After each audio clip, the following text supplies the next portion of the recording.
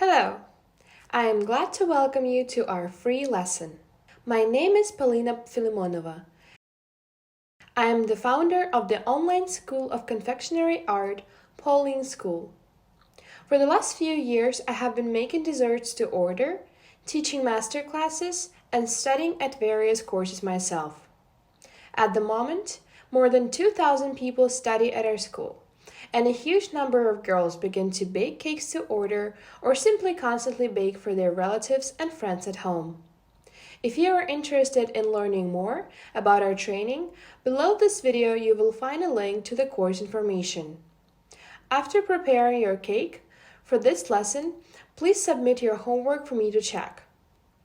Also, under this video you can find a description of all the ingredients and the amounts needed for making this cake, and step-by-step instructions for its preparation.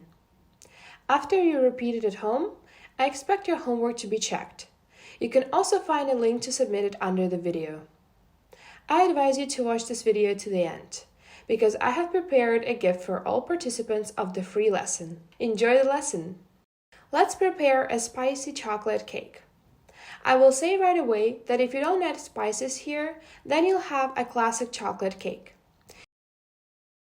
If you replace cocoa with the same proportion of flour, then you get a regular vanilla cake. You can add vanilla extract, white cake, but I recommend replacing cocoa not with flour, but with cornstarch, so that the butter is more fluffy. The peculiarity of this butter is that it's cooked on whipped egg whites.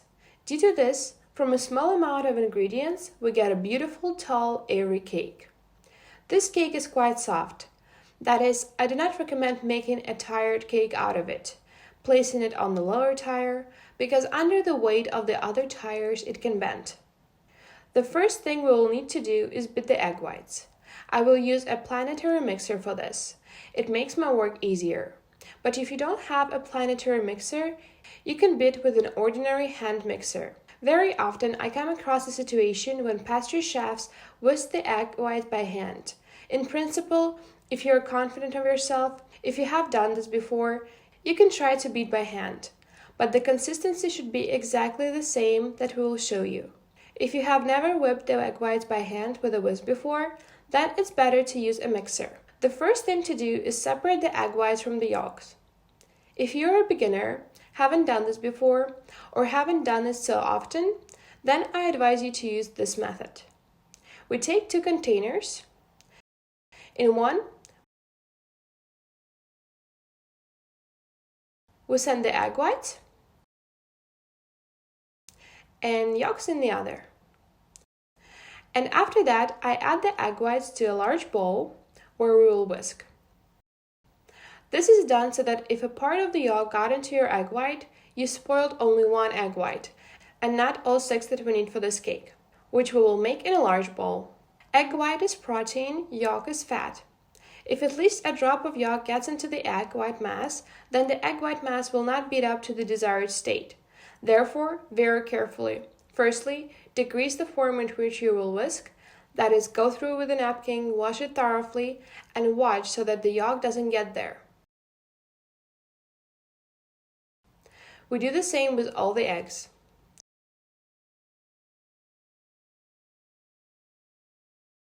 We need both egg whites and yolks. The point is that we will beat the egg whites separately to create an airy white foam, and add the yolks after. So don't think of throwing away the yolks.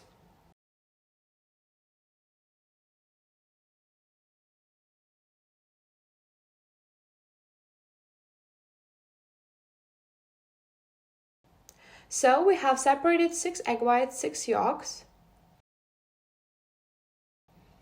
And now you can start whipping. Before doing this, I will add a small pinch of salt to the egg whites for stabilization. You can also add a bit of citric acid. You can skip this step, it just makes the egg whites more stable. I put it in the mixer. We need to beat the egg whites until they have soft peaks. That is, it shouldn't be such a consistency from which it will be possible to make the meringue later. I will show you to what state. But since we don't have very much sugar here relative to the egg whites, In principle, we won't have very dense peaks here anyway. I start by whisking pure egg whites. As soon as they turn into a white rich foam, I will begin to gradually add sugar there very slowly so that the sugar has the time to dissolve. It is very important in any situation to beat the egg whites at no higher than medium speed. Why is this so? The egg white contains albumin, due to which bubbles appear in the meringue. If you start whipping at high speed, it will whip much faster and it will look the same, but the bubbles inside will be of different diameters. Some will be larger, some will be smaller, and the largest of them will simply burst right away. The mass will settle, and the cake made from it will not be of the best quality. If you start at low speed, then all the bubbles will be uniform, the same, and the egg whites will be much more stable.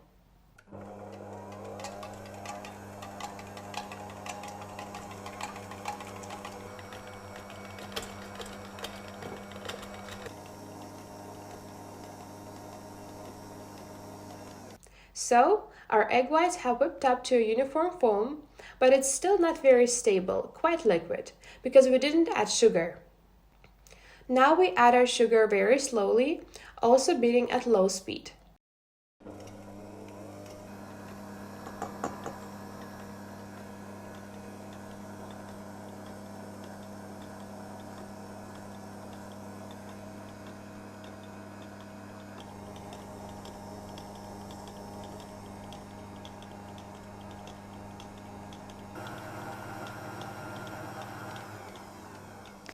Here we have such a soft foam, which is whipped perfectly evenly. It is very thick, and you feel how the foam resists when you try to do something with it. This means dry ingredients can be added here.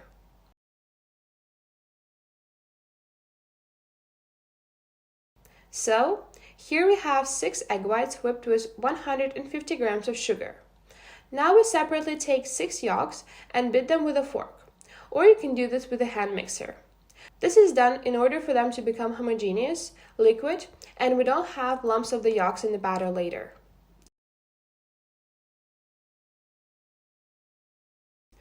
Now we add the whipped yolks to our egg white mixture and begin to mix with a spatula. Here it is very important to use a spatula, nothing else, because you can damage the egg white structure with a spoon or a mixer, and the egg whites will settle. Our egg whites changed color a little bit. The mixture became more yellow due to the color of the yolk. And when we see that we have mixed the yolks, we can move on to dry ingredients. I immediately sift the flour, cocoa, and our spices, add, in about 2 or 3 stages.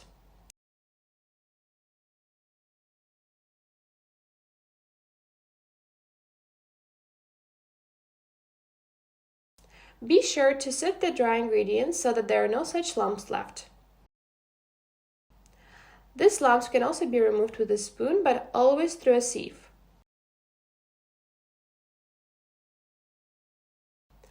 Then we can be sure that we will not have any lumps of flour or cocoa in the batter, and gently mix with a spatula. Here it is still important not to overdo it with mixing, because if you mix this batter for a very long time, after all the ingredients have been combined, the egg whites can also settle here. I continue to add dry ingredients.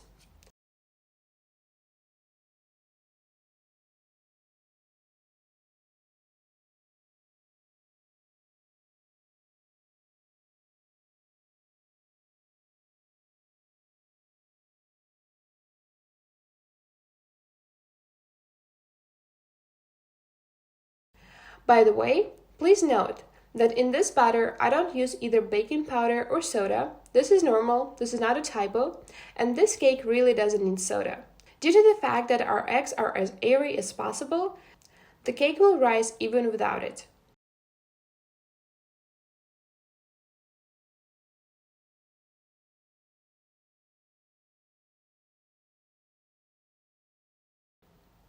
So we also added spices, sifting them well. Spices. The amount of spices can vary depending on the desired result. I add a teaspoon of cinnamon and nutmeg.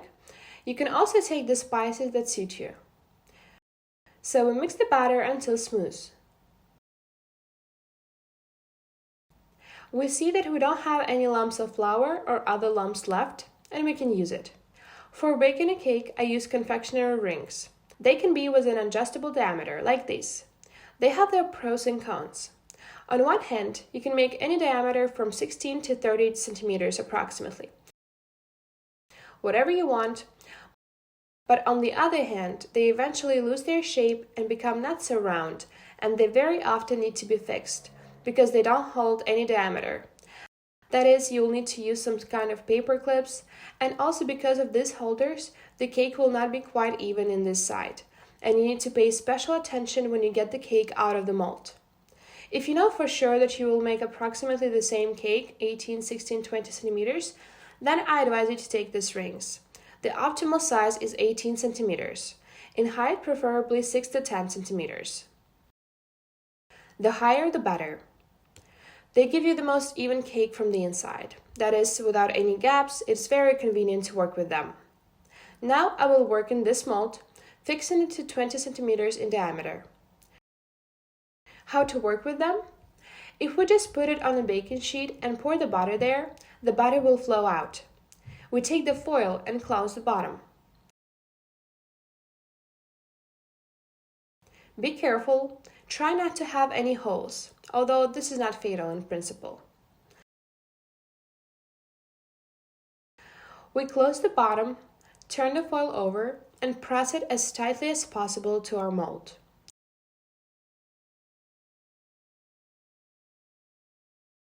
If you have thin foil, you are not sure about it, you can do it in 2 layers. Our mold is ready. We have already heated our oven to 180 degrees. We are pouring the butter. By the way, this butter should never stand for a long time. Try to use it immediately, after you've made it.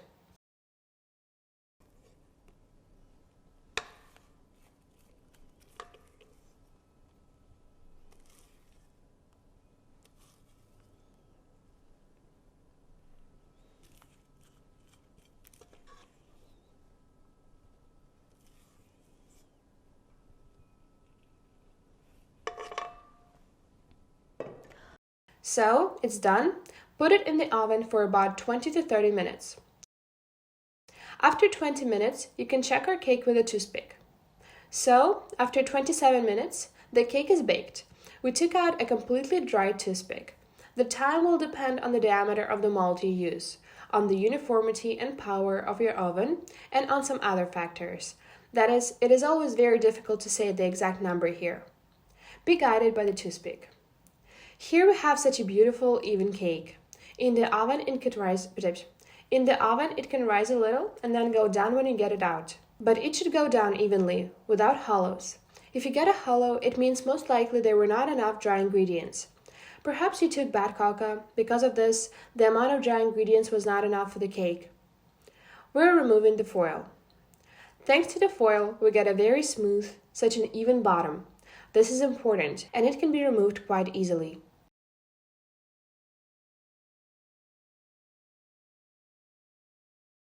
This is what we get, and now with the help of an ordinary small knife, I go along the walls of the ring.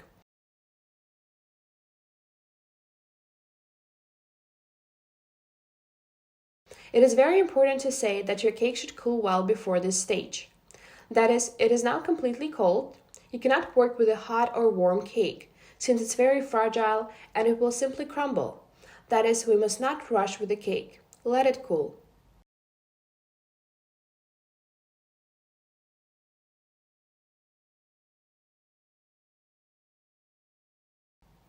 So very quickly we were able to get our cake. It looks beautiful. As I said, due to the fact that our mold is detachable, here we have a small gap. In principle, it will not be visible in the finished cake. I will wrap this cake in plastic wrap.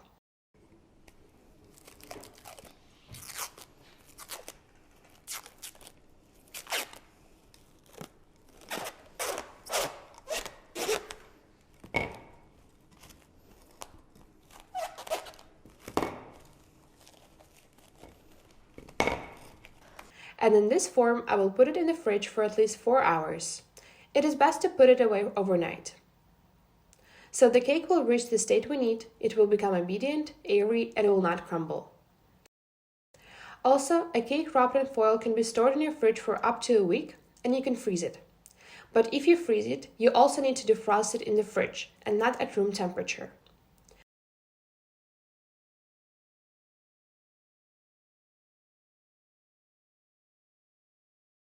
We put it in the fridge. So, let's prepare a cream for our cherry spice cake, which in fact consists of only 2 ingredients, chocolate and sour cream. After preparation, I advise you to try this cream. If it seems to you not sweet enough, you can add more sugar or powdered sugar to sweeten it, since I advise you to use dark chocolate. I like the fact that it has a rich chocolate flavor without additional sweetness, so I never add sugar. What do we need to do? First of all, we need to melt the chocolate. As always, you can do this in the microwave or in a water bath. I will use the second method. We take the largest bowl that you have, since then we will add sour cream to this chocolate. Steam is already beginning to rise from the water, we set it to melt. In fact, the technology for making the cream is very similar to the technology for making ganache. We will not beat this cream. That is, we just need to combine sour cream and chocolate. Chocolate should be of the best quality and the highest percentage of cocoa. This is done so that the cream is as thick as possible. If you do it according to strict proportions, but you see that the cream you have turned out to be liquid, this means that you either didn't have a thick enough sour cream or bad chocolate, or both. Sour cream here, I certainly advise you to take 20 to 25% fat. Focus on the density. That is, here I have such sour cream in terms of density. It's good. 10% sour cream will not work here. Or you can also take it, but increase the proportions of chocolate, so that there is more chocolate, so that the cream is not liquid. So we begin to stir our chocolate. Be careful not to get water into the chocolate because for chocolate it is deadly.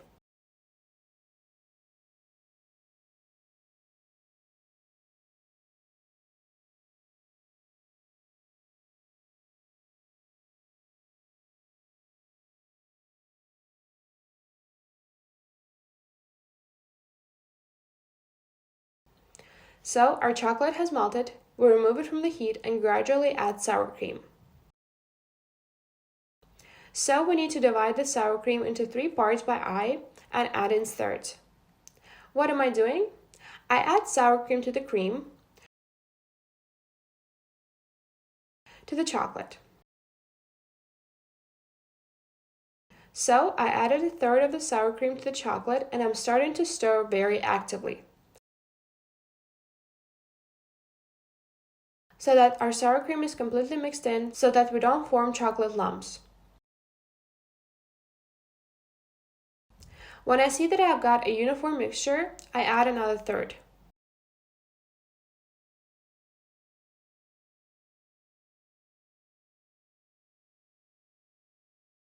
And mix again. And I add the last third of the sour cream.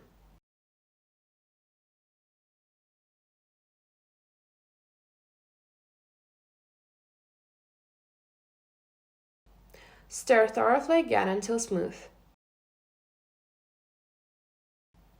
Notice how thick my cream is. If you get it more liquid, in principle, you shouldn't worry too much. You can put it in the fridge for a while. There the chocolate will begin to harden and the cream will become thicker. Or this cream may become thicker already in the cake itself after assembly, when the cake is resting in the fridge. But it is desirable, of course, that initially the cream is already like this.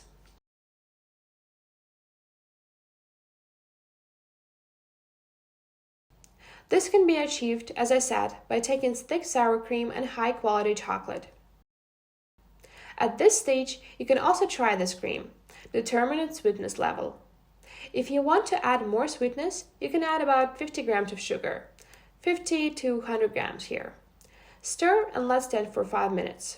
In 5 minutes, the sugar will melt, it will turn into such pronounced grains. Stir again, and thanks to this, the sugar will completely dissolve. But do not use this cream if you see that the sugar has not dissolved, because it can give moisture. I will add another teaspoon here, even a couple of teaspoons of our spices, cinnamon and nutmeg. The same ones that we use for the cake to add the spice flavor to our cream. In principle, you can skip this step because our cake is already fragrant enough. I will stir thoroughly with a spatula.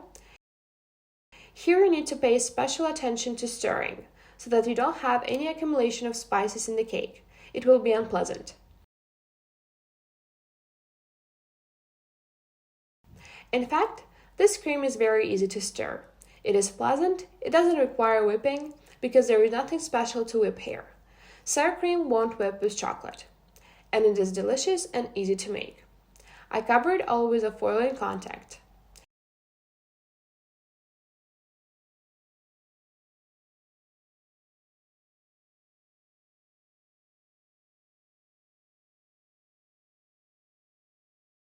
And I put our cream in the fridge until we begin assembling the cake. Now let's start preparing the syrup for moistening the cake. We will make cherry syrup. You can replace it with any other berry, or make regular sugar syrup by simply replacing a gram of a berry with a gram of water. We have here 100 milliliters of water, 100 grams of frozen berries. You don't have to defrost it beforehand, since it will be heated now, and also 200 grams of sugar. I immediately mix all this in one saucepan and put it on medium heat.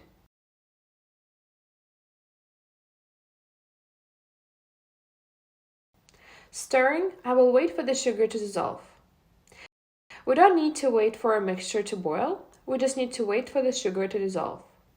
And as soon as the sugar dissolves, the syrup becomes such a beautiful cherry color. You can immediately remove the syrup from the heat and cool. But be sure to prepare the syrup in advance, at least an hour or two before assembling the cake, because we never use warm syrup, because if the syrup is warm, the cake will get wet.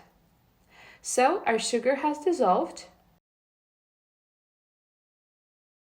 Now we need to color our syrup. I also want to clarify that we need both the cherry berries and the syrup itself. We took these berries without pits, we will use them in the layer of the cake. If you don't need them, you can defrost the cherries initially and use only the juice. Remove the skins so that they don't interfere and do not add them to the syrup. So, our cake rested in the fridge. You can take it out of the film. Thanks to this, it has become denser, it will crumble less, and in general, I recommend that you do this step with all the cakes. I want to show you two ways how you can divide a cake into layers. The first is a pastry string, which, of course, not everyone most likely has, but a rather useful thing. It helps to divide the cake as evenly as possible. But the method that I actually like more, because I'm more used to it, is the separation with the help of such a bread knife. It differs in that, in principle, in theory you can also cut with an ordinary even knife, but then there is a high probability that your cake will begin to crumble and a knife with an even blade will break it a little. Such a knife, since it's intended for bakery products, it will 100% cut everything well for you. How to cut with such a knife? Firstly, we need to decide with you how many layers of our cake we will have. Specifically this one, I think that we can easily divide it into 3 layers. Respectively, we need to make 2 cuts. I will choose divide. First, outline for myself how high I want to cut the cake. That is approximately how much is here. 1.5 centimeter is the height of each layer. And with a knife, initially slightly, only when I mark the height I need, I will start twisting. This can be done on the rotating stand that I use, or you can just put it on a regular cake board and twist the board. I begin to mark the desired height from all sides, slightly cutting through the cake.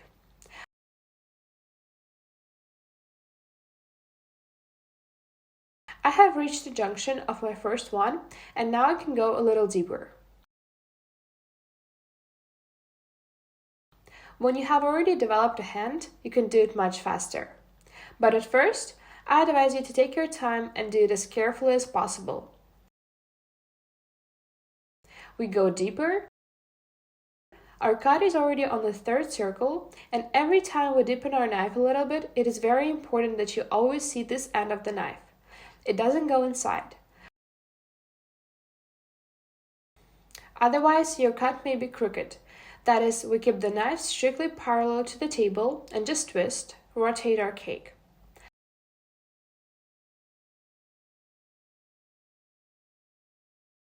I have already gone almost to the middle, and at the end I can just cut through the middle like this.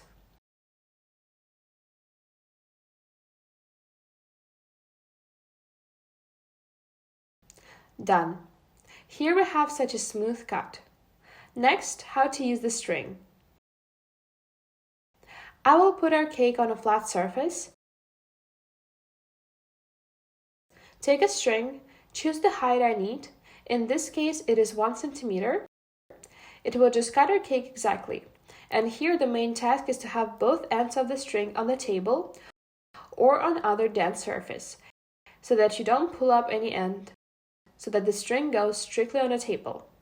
And for example, I cannot put it here because I have one end higher than the other. I will put it right here, and in this way, holding the string again parallel perpendicular to the table without tilting it anywhere, I cut through the cake. Be careful with this edge. Here it's better to hold it straight with your hand, otherwise the cake can crumble. Here is the cut we got. Here, after all, of course, the string cuts more evenly than a knife, but it's your choice. We don't necessarily put layers on top of each other.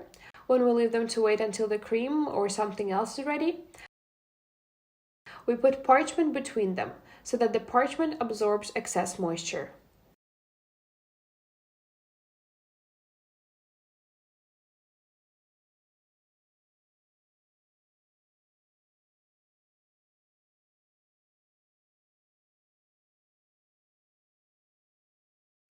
You can proceed to assembling our cake. So, let's move on to assembling our cake. We have cake layers ready. Cream is ready, syrup is ready, and separately we have strained the berries so that it's more convenient to use both the syrup and the berries. I take a reinforced board on which I will assemble the cake. I have it processed on both sides, that is, no cardboard side. I want to assemble on the light side because I like this side more in the moment. I like the way it looks in photographs, since the gold side very often glares. And I also took a bag in order to transfer chocolate cream to our cake with the help of the bag. I took the ring, adjusted it to the same diameter in which we baked it, so that it would be more convenient to assemble, so that we have it smooth and so that the edges are also smoother, so that the cream doesn't smear, and in principle, for convenience, I will also use an acetate film, which I cut to the diameter of our ring.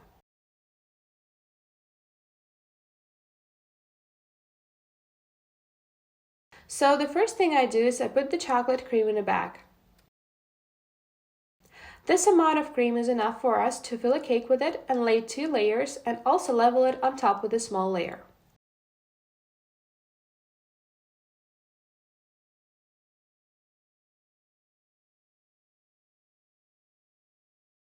It is thick enough to level, which is very good. I make a small hole about 1 centimeter in diameter and put the cream aside.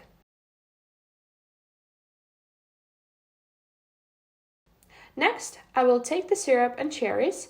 In principle, you can moisten it with syrup in several ways.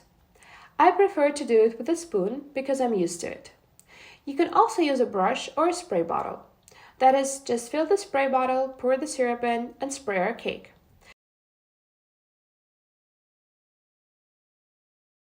This is a fairly uniform effect, but in this particular case, I will use a lot of impregnation, so I prefer a spoon. With this bottom, or straight bottom, we put it down so that the syrup spills out less and so that the touch with our board is on this side and not on the porous one. I will pour a bit of cream here to glue, so to speak.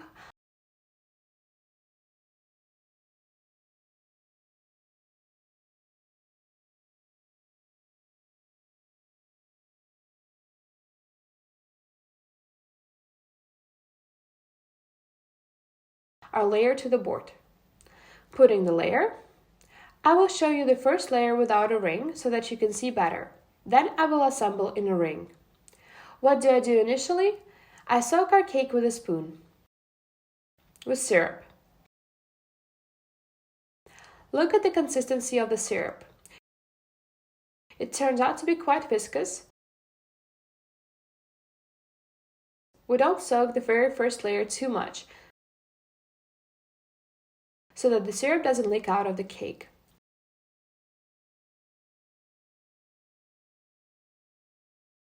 Don't forget to moisten the edges.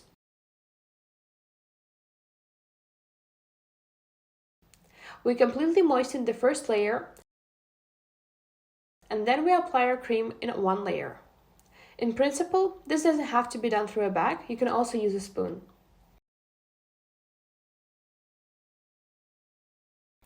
We begin to squeeze out our cream in an even layer.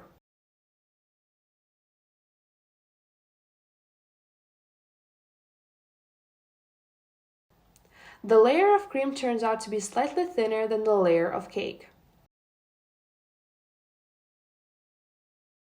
I love this proportion the most. That is, not when we have a thin layer of cream and not when we have a lot of cream. For me, the most delicious cake turns out in this proportion. Why am I using a bag now?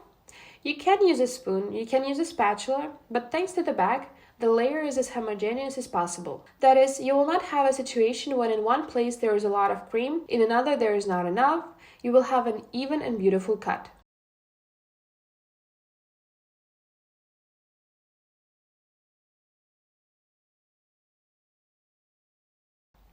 This is how I applied the cream in an even layer. Now I need to spread the berries on the surface as evenly as possible. This berry should be enough for us for 2 layers. Respectively, I will divide them into 2 parts by eye and lay a half evenly around the perimeter of our cake.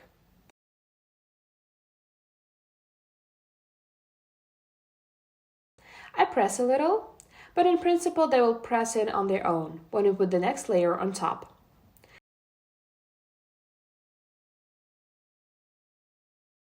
We have a lot of berries. They are around the entire perimeter. This will provide us with a beautiful cut of our cake. Let's move on to the next layer. We put it and press it down with a hand so that the cream starts to come out a little bit. This means that the layer is combined with our cream, all the berries are inside. And then I will assemble in a ring. I put an acetate film in the ring. It just sticks here easily enough just due to some drops of water.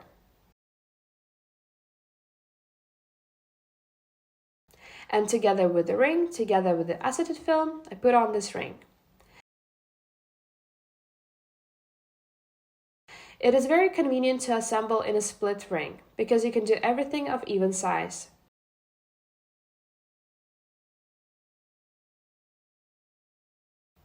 I press lightly again so that everything is even. We press down the layer and continue to soak it well. The second layer can already be moistened more than the first.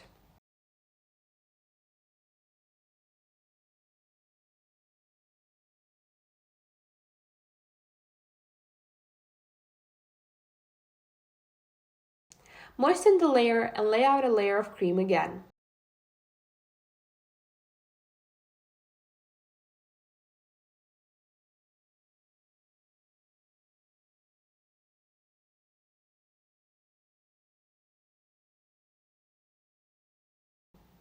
So, we put another layer of cream, again now the cherry.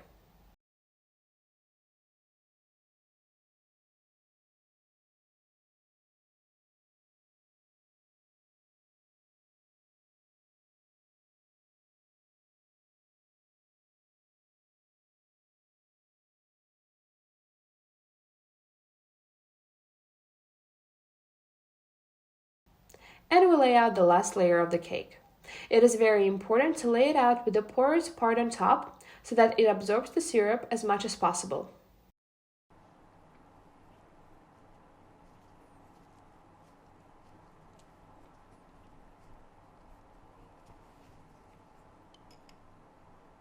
We moisten.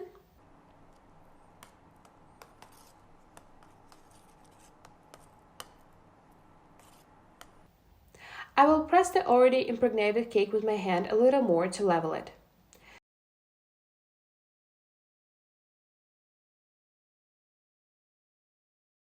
So, the cake is assembled in a ring in an acetate film. I send it to the fridge so that it can stand, get ready, soaked in both syrup and the cream, so that it becomes one whole. Approximately, it will take about 2 hours. After 2 hours in the fridge, I will take out the ring and start to level and decorate the cake. So, ours stood for several hours in the fridge. We can start leveling it. We remove the ring and also remove our acetate film and see what beautiful clean edges we have.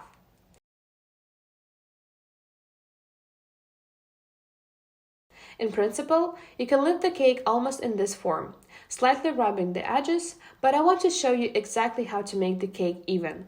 To do this, we will definitely need a pastry bag with thick cream. We take the same sour cream. Due to the fact that the chocolate was of good quality, the cream turned out to be quite thick. And now this way, initially I want to make a ring around the perimeter of the cake. Along the very bottom, the cream should touch the board.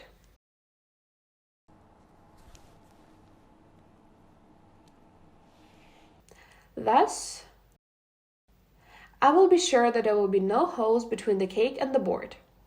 Then you can continue either in the same style to make stripes horizontally or vertically. For some reason, I'm used to making vertical stripes, and I'm going to make them now.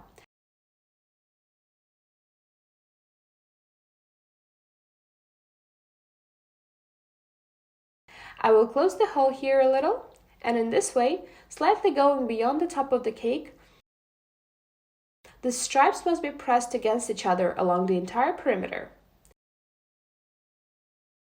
We remove all that is unnecessary. There shouldn't be holes between them. This will give us an even leveling without any bubbles.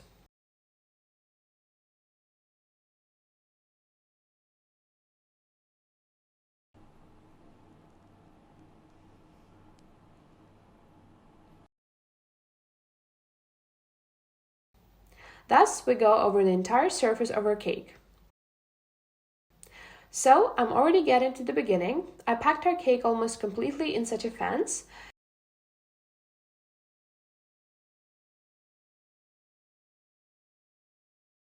It's done.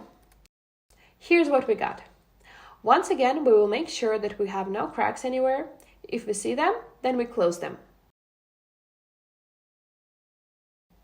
I don't really like this one.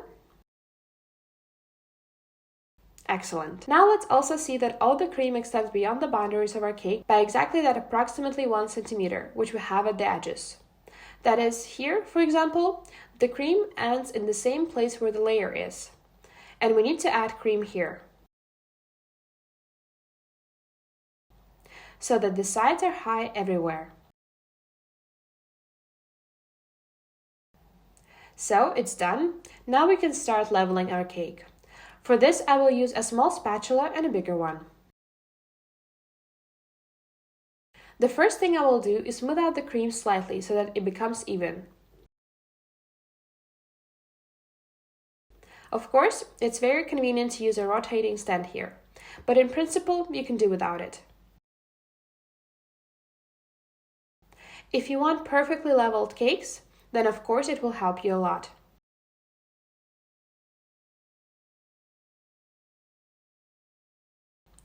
We even out our edges lightly, slightly only smoothing. We do not press, we do not remove the cream, we just smooth it. It is the layer that we need, with which it's very convenient to work.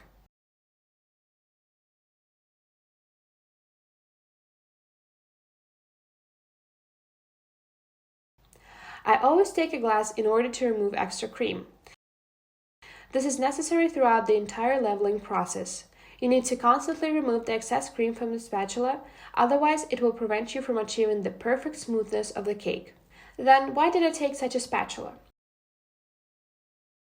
Look, it has a flat bottom and I can put it on a board. Even especially if the board was large, I can completely put it on, and thus I will be sure that I make the edges as even as possible. Do not tilt them, that is, I have edges perpendicular to the table. So I put the spatula and begin to twist the board.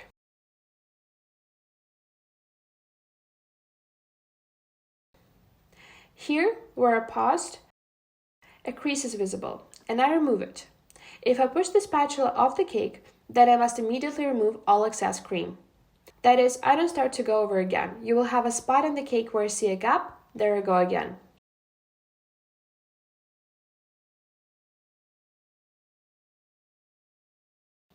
I remove the excess cream.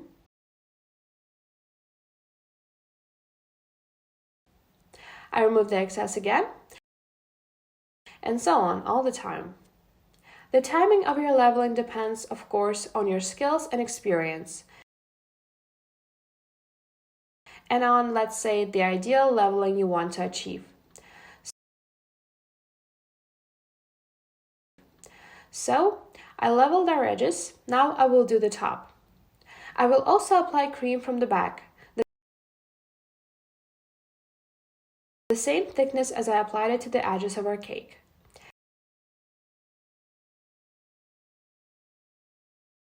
And now I level it with a spatula.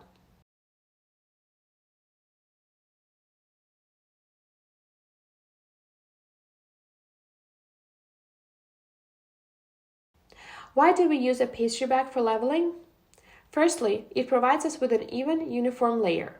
That is, I will be sure that if I have a diameter of 1 centimeter of my hole for the cream, then the diameter of the outer layer of the cream will also be everywhere 1 centimeter. This is firstly. Secondly, due to the fact that we apply the cream from the bag, we can be sure that the crumbs from the layers will not get on the cream. They will not be visible on the outer part of the cream. That is, if you applied the cream correctly, then the color of the layer must be incomprehensible. So if the cream, for example, was white, and we will talk about white cream in the last lesson, the color of the filling should be a mystery to those who see this cake. You can make different drawings on the top. I will cover the upper part with dripping glaze. Therefore, in principle, the main thing here is simply that the layer is even, without bumps, without anything. As soon as the top is leveled, I can move on to the final part. This is creating the corners. This is probably the most difficult part in my opinion. Here it is time that you need to take. That is, do not rush. In no case expect that you will be able to level the cake for the first time in 5 minutes. Try to devote a lot of time to this.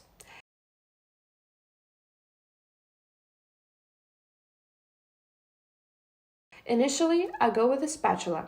Here, in principle, everyone has their own techniques, what they are used to. But you can look and try mine. In the future, you may already like something else more. Perhaps you will find your own technique. I will clean the spatula from the cream, and once again go over the edges of the cake with a spatula. That is, my technique here is that I first remove the sides, thereby a little more cream is formed here. That is, it starts to go beyond the edges of the cake.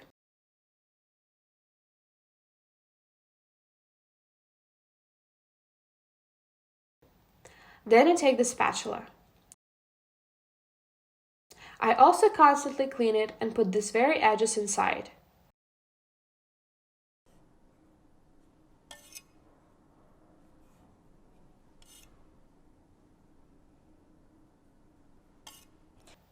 Basically, as I said, I will cover the cake on top with glaze that flows along the edges, so the corners are not so important to me. The main thing is that they are not oval, but nevertheless, I will try to make it as beautiful as possible to show you how it's done. Here I see a notch. that I don't have enough cream.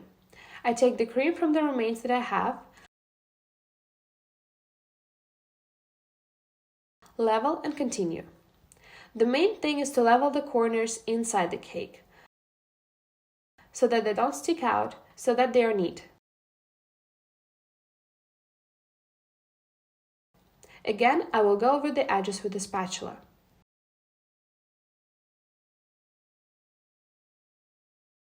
And I will walk with the spatula also in the corners for the final time.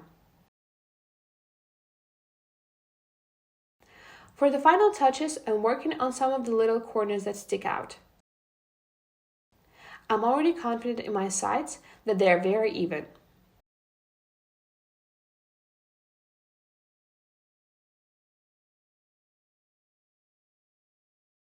So we have completely perfect sides and a slightly even but not perfect top, because we cover the top with glaze. The top, of course, you can also pay attention to it. Bring it to the ideal with the help of a large spatula. But this work already looks very clean and beautiful. Our cake is completely ready for glaze. It remains for us to prepare the glaze. But while we are making it, we will definitely put the cake to rest in the fridge. I will tell you how to make drips on the cake. First, we need to prepare a chocolate glaze. I will make it from cream and chocolate in a ratio of approximately 1:1. The quality of your chocolate is very important here. The higher the percentage and quality of this chocolate, the thicker your glaze will be. Here, I advise you to focus not on proportions, but on the consistency of ganache. I will show you what it should be. That is, just in case, leave some cream, which if anything can be added to the ganache to make it thinner, and chocolate, so that if anything, you can make the ganache thicker. I heat the cream. In fact, the preparation is no different from the ganache which we made with you for cupcakes. But here it's very important to focus on the consistency. I bring the cream to a boil and immediately remove it from the heat to prevent it from curdling.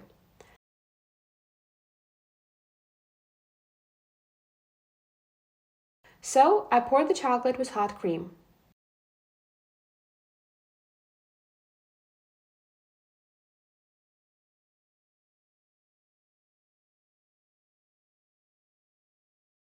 I let it stand for a minute.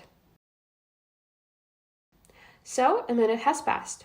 Now we stir our ganache and look at its consistency.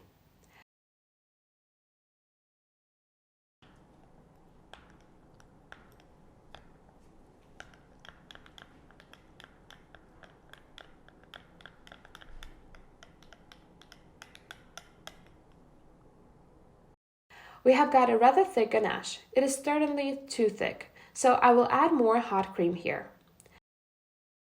It is imperative that if we dilute with liquid, then we use hot liquid.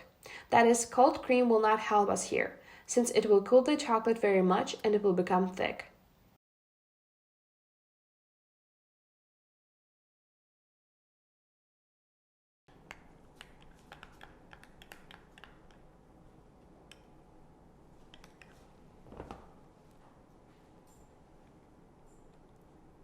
By experimenting, select and remember the ideal ratio of your chocolate and cream, so that later you will be guided by the grams. That is, for example, you can remember that for 50 grams of chocolate, you need to take 70 grams of cream, or vice versa.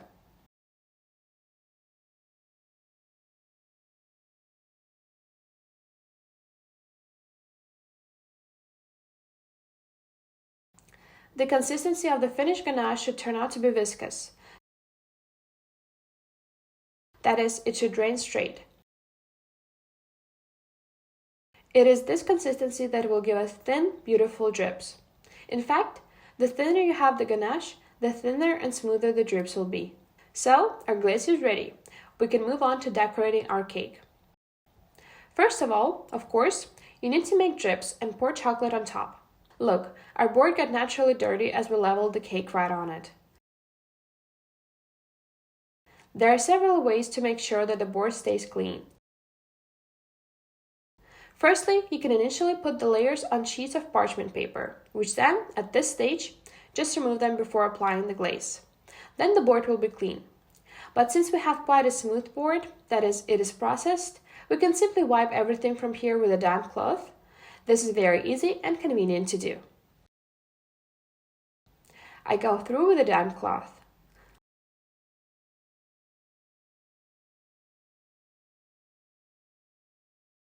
Like this. In fact, the appearance of the board has a very strong effect on the appearance and neatness of your cake. That is, if the cake is on a dirty plate or a dirty board, it will look much worse than on a clean one. Therefore, please don't forget to wipe the board.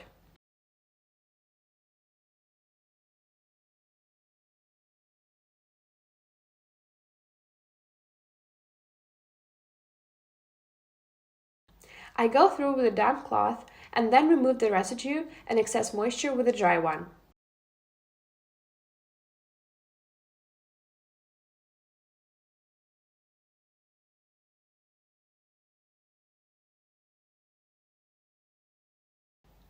Now that I have cleaned our board, I can now start applying the dripping glaze. There are several ways to apply it.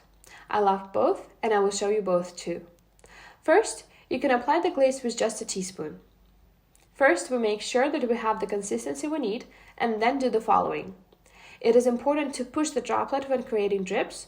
Don't pull, don't draw, so that we have a beautiful and even drip. What am I doing? I put a drop on the edge and push it with the thin end of a spoon and let it flow down.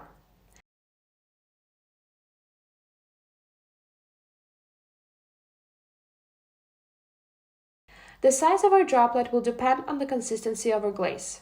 That is, the thinner the glaze, the deeper the drop will flow, and also on the amount of ganache in this very droplet. That is, you can push a little and it will slide just a little bit. You can push harder and it will go right up to here.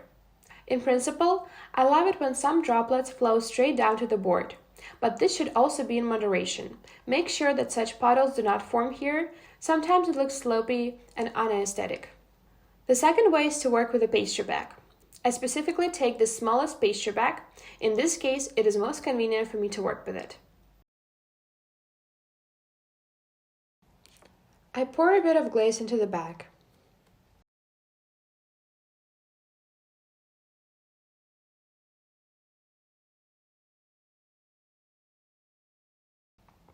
And at its tip, I make a very small hole using scissors.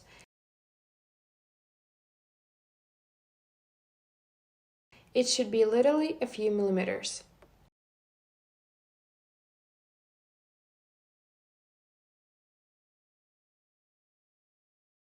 Next, I start to apply drips to our cake in almost the same way. The peculiarity of the bag is that it's much easier to make the same drips at the same distance, and in principle, they turn out to be more neat. That is, if you are just starting to do this, I advise you to use the bag for this. I bring it to the edge and begin to press on the bag until a certain moment.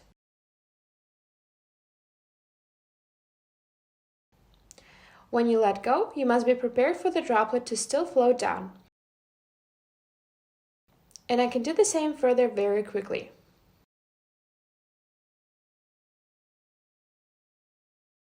That is, with the bag again, the work is faster than with a spoon. In terms of drips, you can choose the method that is more convenient for you and also the type of drips that are more convenient for you. I like it when they're a little uneven. So as if the chocolate itself from the edges decided to run out like this and not as if someone helped him with this. So I love when there are different distances between the drips and the drips are of different heights themselves. But there are pastry chefs who prefer even identical drips, like along a strip at the same distance from each other. And I can't blame anyone. Choose according to your taste as you like best.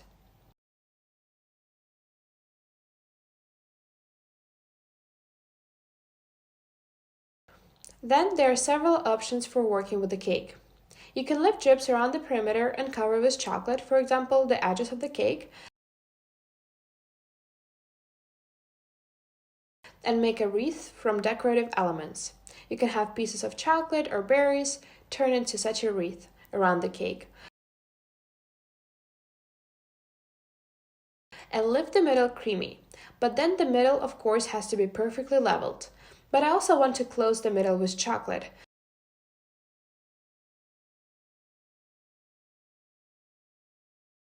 So I'll pour the chocolate right here and smooth it.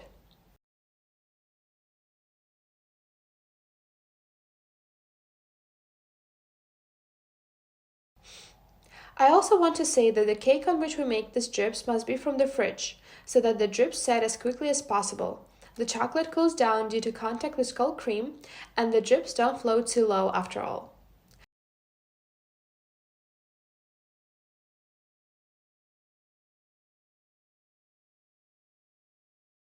I level the chocolate and feel how the ganache hardens and freezes very quickly. It will not be very hard due to the fact that there is a lot of cream here.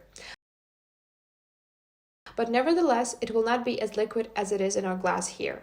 Because the chocolate hardens, the chocolate stabilizes, especially quickly in contact with the cold cream.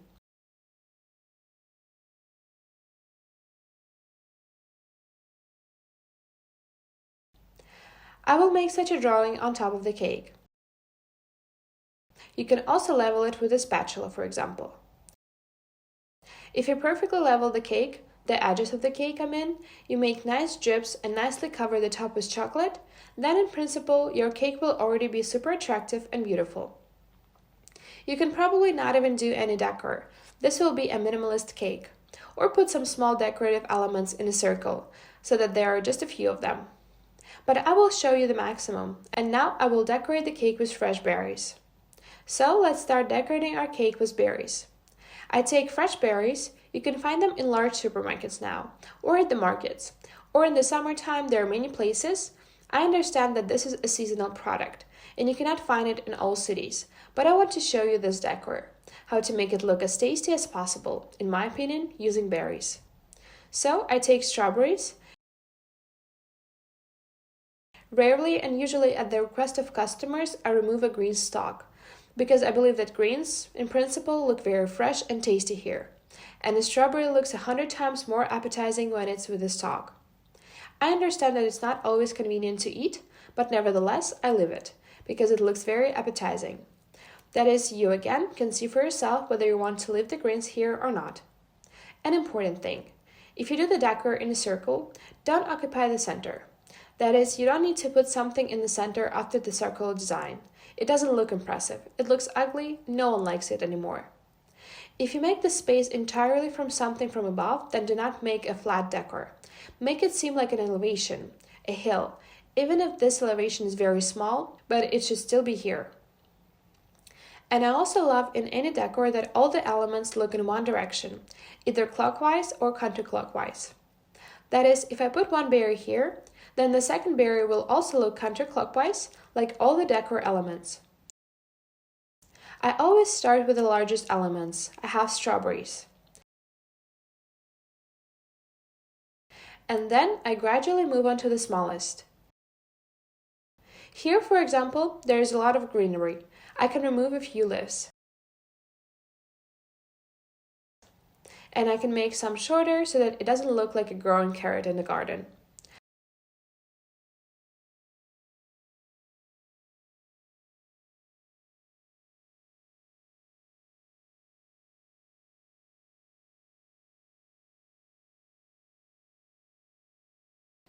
We got a little greenery. I also really love how the cut strawberries look.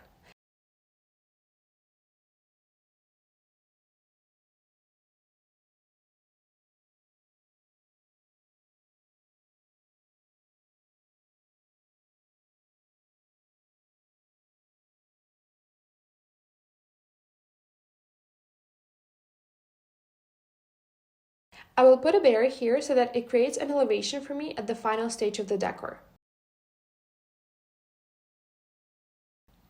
That is, I need to make a berry hill that will look spectacular.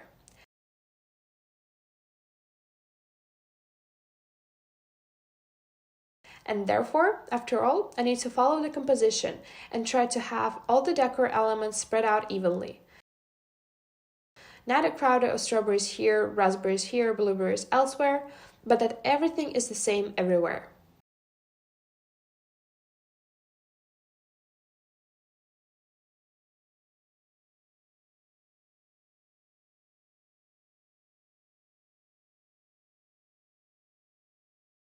I love it when there are different berries next to each other. That is, not cut ones, but of different shapes, and like they look in one direction but still diverge a little. In the decor of the cake, it is very important to create exactly the volume of the decoration. I achieve it specifically in this case by the fact that, firstly, I will lay these berries on top of strawberries and not just on chocolate. And also, I don't lay the berries like this, flat, and not like this. Just look, I put it on the side so that it gives our cake, our decor, some height.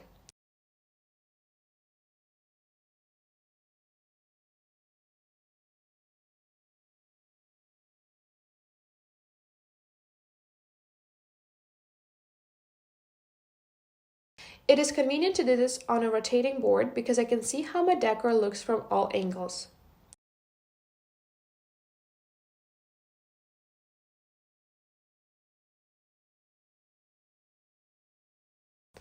I will add a little more here and here. So I finished with the strawberries. Move on to the rest of the berry. It doesn't matter which one I use first because they are the same size. But if one of them was larger than the other, I would start with the one that is larger because the smaller the decor, the later we will use it to fill some spaces with it. Spaces, try not to have any at all. That is, I should look from above and not see large pieces of glaze. I should only see your decor, only berries.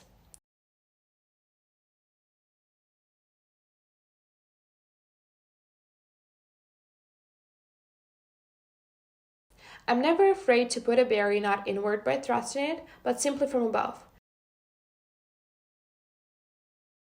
So that it's like it looks out, it seems to rise.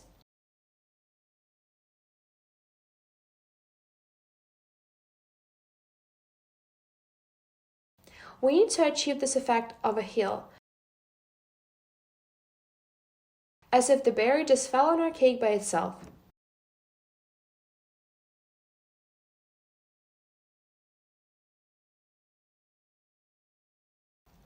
In principle, the rules that I'm talking about now are suitable not only for the berry decor, but in general. That is, if I were decorating with chocolate decor now, I would follow the same rules that we always start with a large decor, gradually move on to smaller elements, observe the volume, follow the rules of the hill, let's call it that.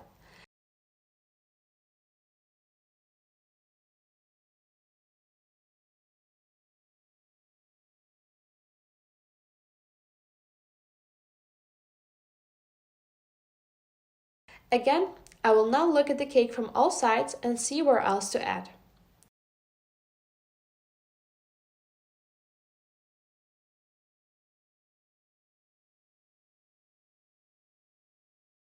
So, I made such a berry hill. You can leave it in this state, but I want to show you how to work with Candurin and what it's all about. Candurin is a dry food grade glitter paint that is applied with a brush. It comes in many colors. I take gold and silver, which is called a spark. That is a gold spark and silver. And it is applied as follows. Only with a dry brush. You should have a special brush for Candurin if you use it, and only apply on dry surfaces. That is, I can't apply it on the inside of the strawberry. It will look very bad. I can use Candurin, for example, for blueberries, raspberries, not the inside but the outer part of the strawberry. But I also have wet surfaces. I can sprinkle a little on a glaze for a shine, but naturally I cannot spread anything there because my brush will get dirty. I will add a little bit of it to some surfaces.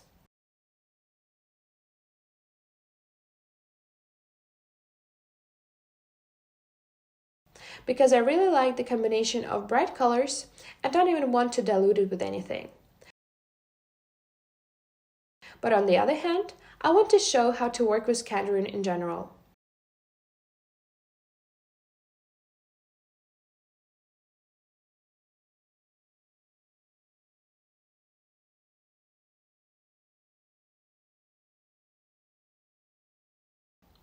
Here are the blueberries. Look, I put the wrong side.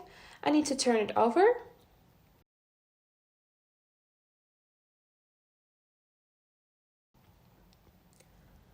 Now I apply a little bit of Candurin on the berry. You can go further and make a direct metallic effect, even on the entire decor. You can also dilute the Canderin with a drop of alcohol, and then you get a real golden paint, with which you can paint our surface.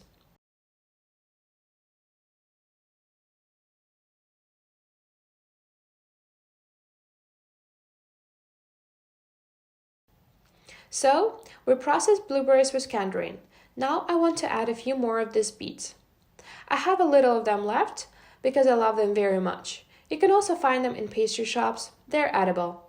But if you're going to make cakes to order, I advise you to check with your customers whether it's possible to use these beets or not, because they are not always pleasant, or rather unpleasantly crunch on the teeth and not everyone likes them. Therefore, some customers may tell you that, please, only without beets. So a little bit, in no particular order, I don't put on top because they will hide in our glaze and you will not see them. Therefore, I only add them to the edges.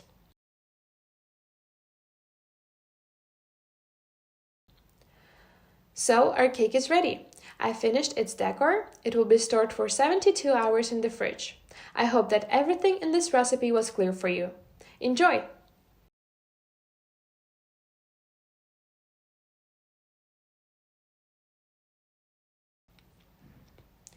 Thank you for watching our tutorial. I hope that the recipe will be useful and understandable for you, that you will definitely try to make such a cake at home and submit your homework using the link under the video. I want to remind you that this was just a trial lesson, and in our main course, which lasts 2 months, you will learn how to cook more than 12 types of the most popular desserts. The training takes place in groups of 25 people online. You will be in a chat with the other students and a curator who is always ready to help you and answer questions that arise during the course. Every Thursday you get a new video where I explain and show you in detail how to prepare something. You have already seen a similar lesson today. After that you get your homework, which you must complete at home during the week, prepare some kind of dessert, and I will also say once again that throughout the week you will be in touch with our curators to discuss questions which may arise when you are completing your homework. We accept homework in the form of a photo report on our platform. You should provide photos of the step-by-step preparation of your desserts and also describe how you made the dessert. Our team and I are trying to make learning at our school as convenient and comfortable for you as possible. Firstly, online training is several times cheaper than similar live masterclasses, despite the fact that the quality remains the same. One of the advantages is that you cook in your own kitchen from your own ingredients. Also, unlike live masterclasses, you can watch our lessons at any time convenient for you, and revise as many times as you want until you master the essence of cooking for yourself, and have answers to all the questions that arise. It also very often happens that a few hours after the end of the live masterclass, a question comes to your mind, but there is no communication with the teacher and you can no longer ask this question. But with our curators, you can do this at any time. Also, in my opinion, we have selected the ideal training period for you, since in 2 months, if you carefully review the recipes, our lessons, and follow the advice of the curators, you will 100% perfectly learn how to make all the desserts of our course. We have a new group starting every 2 weeks, so if you cannot start your training now, you can book participation in the next group.